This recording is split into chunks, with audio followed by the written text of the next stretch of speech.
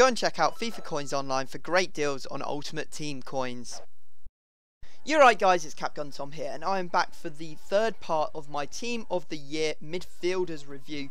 We've already looked at Xavi, Alonso and Iniesta. The links to those two videos are on screen now if you missed them, so you can go check them out and basically see what happened in them and what I thought of those two players.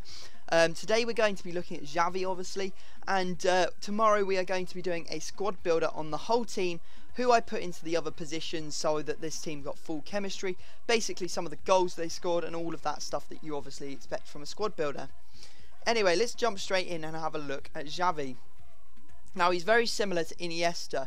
Iniesta is slightly better if we look at the comparison on the stats. Iniesta has slightly better stats all round, because I believe it's because Iniesta was actually nominated for Ballon d'Or, obviously best player in the world, so he was in the top 3 for that, obviously losing out to Messi, but that does show that he was obviously better than Xavi last year, and that's why his stats are, you know, reflected in that being slightly better.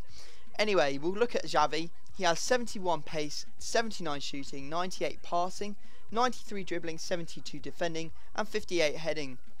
We look closer at him. He is obviously only 5'7".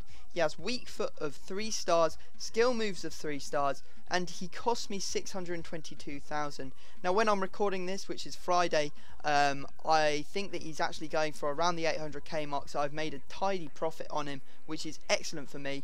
Hoping that he'll stay at that, because I'm planning to hang on to him for a little while, because this is actually my own card that I bought with my own coins.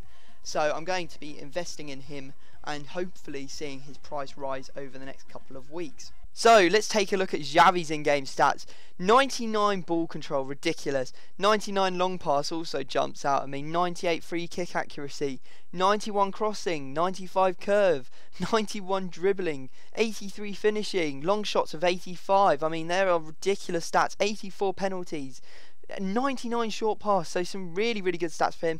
I mean, maybe not as well rounded or as, you know, as solid as Iniesta's stats are, but certainly very good on the skill front. Unfortunately, again, like I said, he probably does lose a little bit in the fact that he only has 3-star skill moves, which is unfortunate. Iniesta obviously has 4-star weak foot and 4-star skill moves, which gives him a massive edge over Xavi. So that's unfortunate for him. Also the fact that he's quite small and he's not particularly strong. I mean, he's only got a strength of 65. It does mean that he gets pushed off the ball a lot, and he's not particularly quick either to catch up with people and get in front of them, nip in front of them and steal the ball off them. So unfortunately he does sort of suffer in that sort of area, but he does have agility of 90, balance 99, reactions of 99 and stamina of 88, so some good stats for him there. And in terms of mental stats, he's got good interceptions of 83, attacking position of 88, and he has vision of 97. So some great stats there for Xavi as well. So what can I say about Xavi? Xavi is an excellent player. I would say he is on a level for me with Iniesta. I know that a couple of days ago I said Iniesta was my favourite player, but that's purely because he has 4-star skill moves and it makes it more enjoyable to dribble with him and stuff like that. But Xavi is actually, I'd say, a better player, maybe more well-rounded than Iniesta. Obviously Iniesta's stats are slightly better, but Xavi seems to make the better runs. He seems to get into the positions better than Iniesta. Maybe that's because I'm playing him out on the right centre mid instead of the central centre mid. I really should have tried switching them all around just to see, but for chemistry reasons I couldn't move Alonso. But yeah, he is a very good player. As I said, from the midfield sort of positions he would score a lot more goals. However, when I popped the two of them up front for a little bit, him and Iniesta, Iniesta was outscoring him quite heavily. I just think that's purely because of the pace difference and the fact that Iniesta could just about run away from defenders, whereas Xavi just couldn't. In terms of his other stats, you know, his dribbling is very good, as I said. I'd say that the one thing that bothered me about all three of them actually was the fact that they have insane ball control. Now, the number of times they'd have a ball just zipped into them, perfectly fine ball, and then they'd go to control it and it would bounce about 5 foot in front of them. It happened all the time, which was really frustrating. I was like, how I've got players that are worth 1k that do better, you know, touches than that on a regular basis, and you guys are like banging it out in front of you. Maybe it's just because when you've bought these players, you expect them to be unbelievable. For the price tag you're paying for them, you expect them to be nothing but the best. But obviously when it comes around to it, you obviously pick up on all of the the negatives they do and then start ignoring the positives. So it is kind of difficult.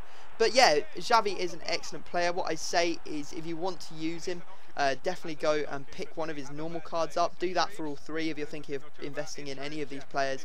Go and pick up their normal card and have a go with that, because there is not that much difference between them. I know there is a massive 6 rating difference, but overall they're not that different a player. I think that generally stats aren't the most important thing in the world on this game, just how the player is actually built up. Like for example their balance and stuff like that. I know they have good balance as well, but I think that certain combinations of stats actually build for a better player overall, rather than, you know, having 99 on everything. Because last year I used 99 Messi and wasn't particularly impressed, because even though he had like 99 on almost all of his stats. So that would be my sort of 2 cents on that. Xavi, great player, really would recommend. I enjoyed him a lot. Obviously the lack of 1-star skill was a little bit of an issue for me, but other than that it was great. So guys, I hope you've enjoyed this 3-part series. I'm hoping to do the same for Team of the Year attackers. Whether that's going to be possible, I don't know, because I don't know how many are going to come out of packs, what sort of prices they're going to be going for. But if you do fancy helping me out, let me borrow one of them to save me, you know, buying them up myself, and probably killing myself on tax. If you're going to buy them anyway and you don't mind lending them me for like a couple of hours, then do give me a message on Twitter or on YouTube PM. That's great. It's all on Xbox as well. So other than that, other than my horrible, shameful begging there for players, we'll leave it there. Please drop the video a like, and I will see you all next time.